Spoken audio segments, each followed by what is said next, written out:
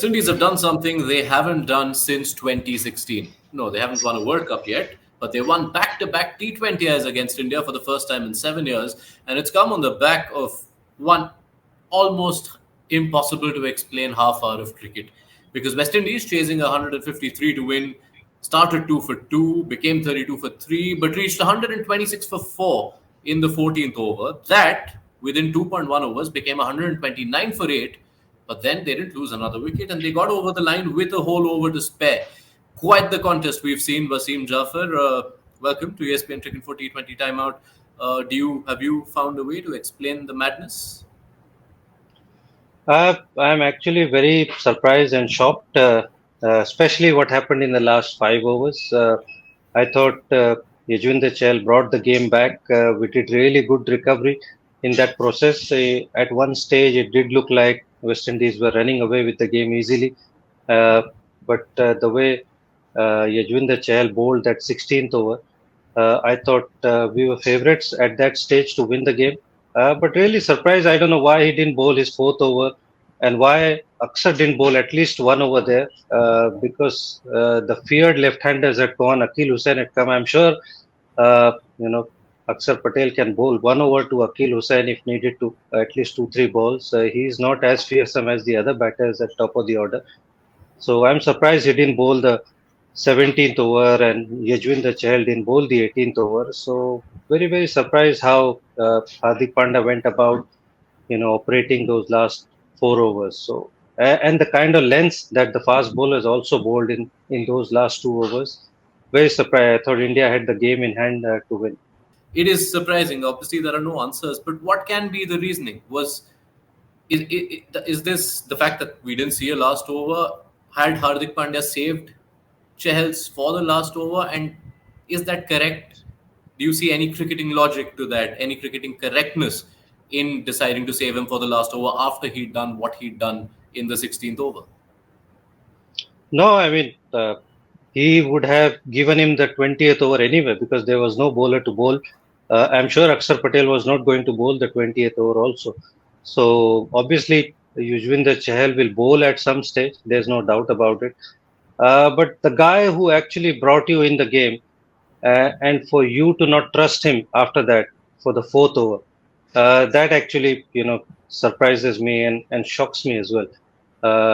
He could have probably finished the game the way he was bowling. He got two better batsmen out, and then I'm sure Akil Hussain and Lazali Joseph, he would have fancied them as well.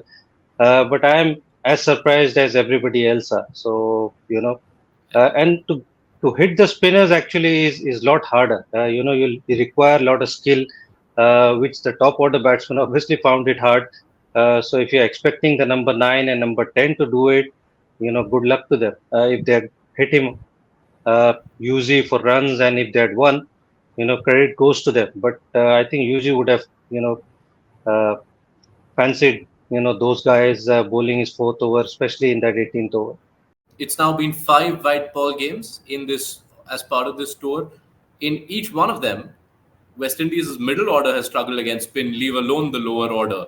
Hardik Pandya has actually led in 4 of these games. So is this where another layer of just how this becomes very difficult to explain? It is. I mean, I'm kind of surprised,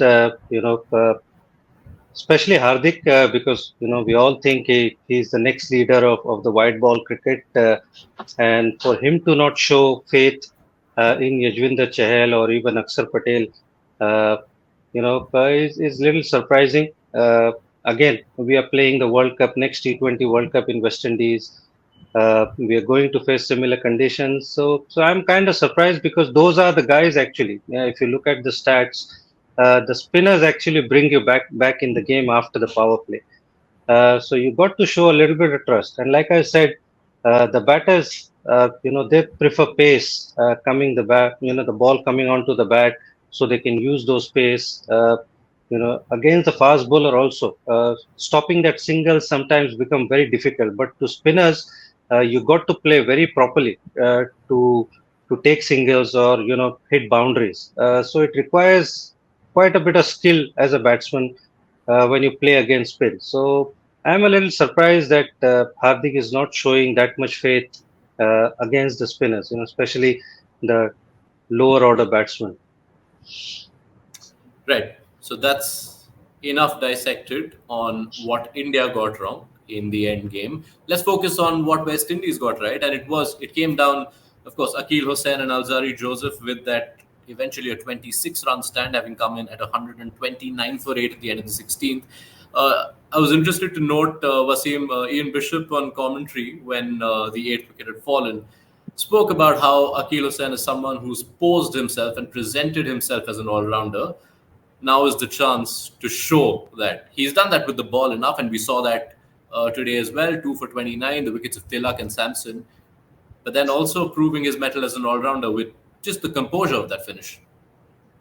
Yeah, I mean, a lot of credit to them. Like I said, India look like favorites. India, were holded the upper hand after Shimran Hetmaya got out and Jason Holder got out. But credit to them, they got it easily done, with an over to spare, and goes on to show the depth they have. Number 9 is Akil Hussain. Number 10 in Alzari Joseph. Similar things we were talking about the Indian batting. Had uh, Yuzvendra Chahal, Arshdeep Singh, Mukesh Kumar had been batting at the similar stage, would you have fancied India to win this game? Definitely not. So it helps, especially in the shorter format, white ball cricket, to have guys batting lower down the order. So, and that is the reason why West Indies won this T20, because those guys can bat, those guys can hit boundaries and sixes, and it is very very important to have guys batting down the order, because if this kind of stage comes, you can see what these guys can do. So India need to focus, or the bowlers need to focus a little bit more on their batting also. So credit to Akil Hussain. I thought he showed a lot of composure and took their chances when they needed to, and got the job done. Yeah, the amusing bit about the situation you posed, if India were in that position, we don't even need to put it as a hypothetical situation because that is what had happened in the first game, and we saw India failing to go over the line. Who would have thought in a World Cup here, if you're talking about India and their problems, you'd look at the luxuries of a team that hasn't qualified for the World Cup, but that is one distinct difference. West Indies bat all the way, India, well, the batting falls off a cliff fairly soon. While it was Akil and Alzari who got the job done at the end, that West Indies got to this line and in a game of a lot of twists and turns, initially looked like they were coasting, was down to the efforts of one Nicholas Puran. 67 of 40. That takedown of Bishnoi in the sixth over, the last over of the power play, felt like a defining moment in the contest, even though so much happened after that. Puran, when he's on song, facing spin, few more dangerous sights in world cricket going around right now. He's batting at a different level, and he's just come back after the 130 that he got in MLC final, and it goes on to show that how much confident he is. He comes on and he strikes you from ball one, and if you are introducing spin against him, you need to be very sure, because he puts pressure on him straight away, and exactly what he did.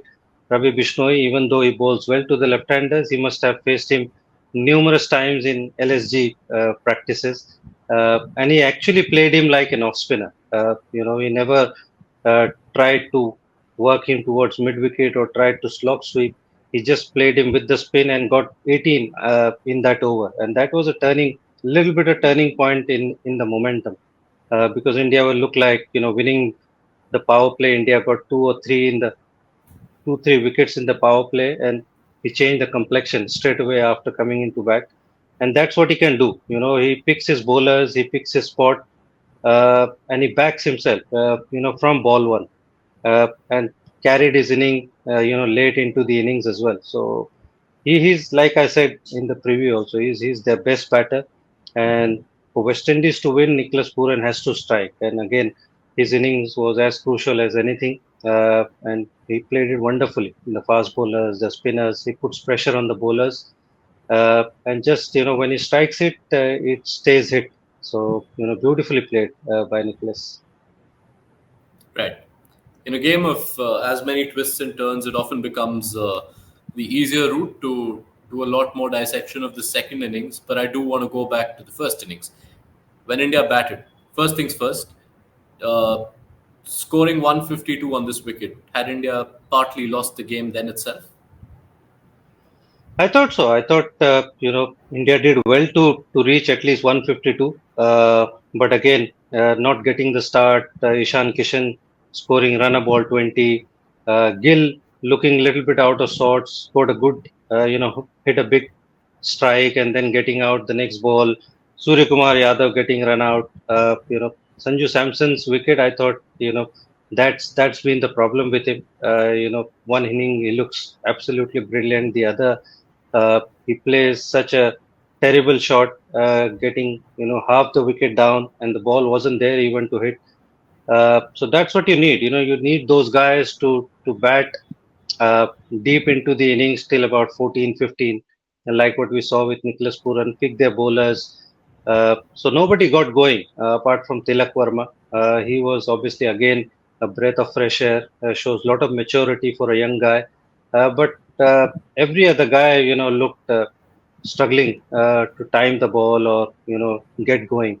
So that has been the problem. They need to sort it out. One guy need to bat, the others need to rally around and bat deep into the innings and have some wickets in the hand for the death overs. Again, we found uh, Ravi Bishnoi and Yajwinder Chahal and Arshdeep batting again in the death overs, batting last two overs, and then India could have easily reached 160, 165 had we had wickets in hand. So that's been the problem. Indian innings didn't get going. Uh, uh, so I mean that was the problem. Again, I'm surprised to not see Yashasvi Jaiswal playing. So they need to think about it in the next T20. It's about time. Series on the line, 2-0 down. Got to think about it.